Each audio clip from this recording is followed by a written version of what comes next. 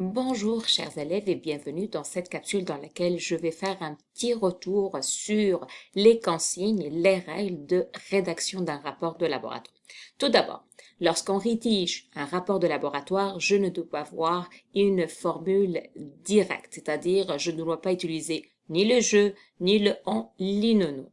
Ça veut dire quoi? Je dois utiliser ce qu'on appelle la forme indirecte dans la rédaction ou tout simplement la forme passive.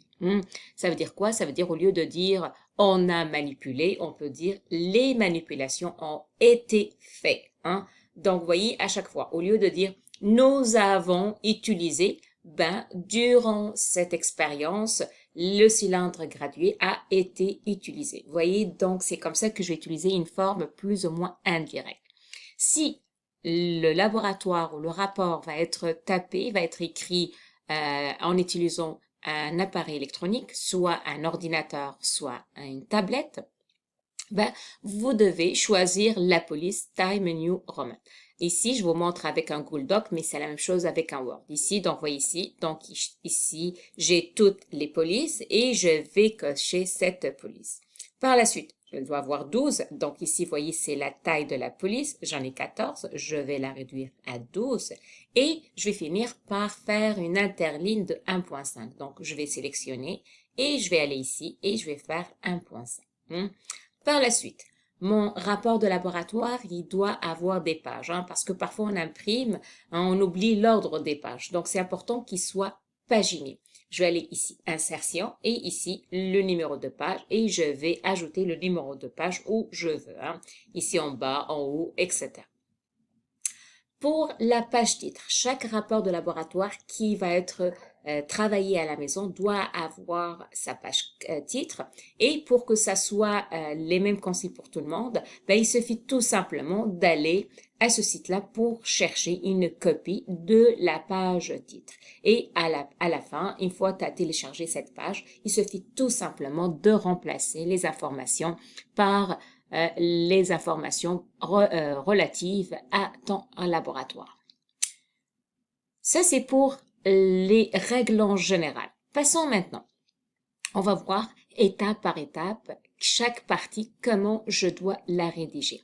On va commencer par la problématique. La problématique, c'est quoi? La problématique, tout d'abord, c'est une forme, c'est une question.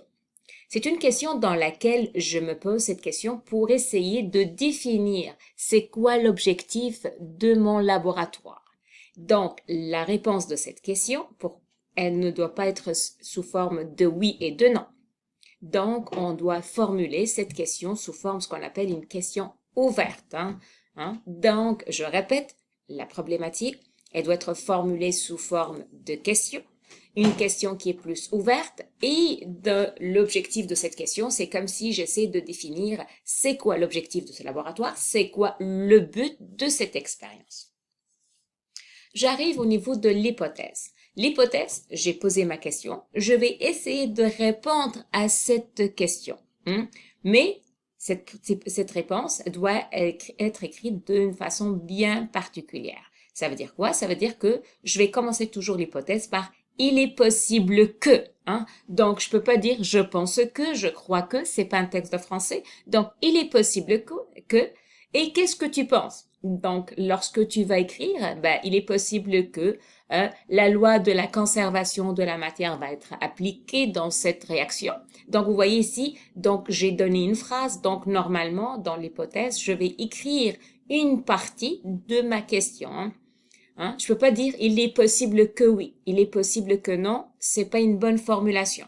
Donc, il est possible que, et là, j'écris une partie, une phrase de ma question. Par la suite, j'ai donné ma réponse, j'ai donné c'est quoi l'hypothèse à cette question. Je dois donner une justification. Et la justification, pourquoi il est possible que cette chose s'est produite. Je peux dire, il est possible que la masse des réactifs va être égale à la masse au produit. Pourquoi je pense ça?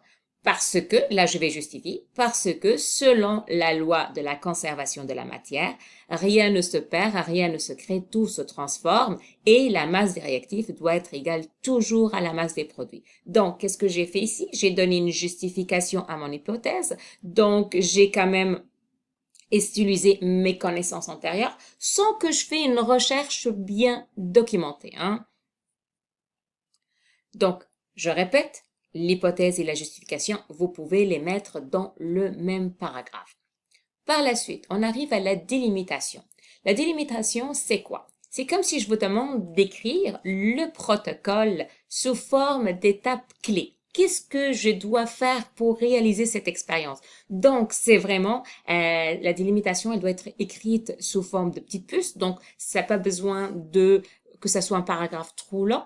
Et je commence toujours ma délimitation par exemple, pour réaliser cette expérience, qu'est-ce qu'il faudra?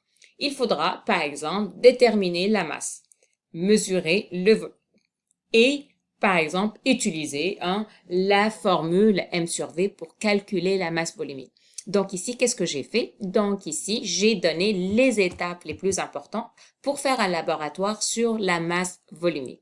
Et là, il vous demande d'identifier les données scientifiques qui vont varier. Dans le cas que je viens juste de dire, pour la masse volumique, qu'est-ce qui va varier? J'ai identifié la masse et j'ai identifié aussi le volume.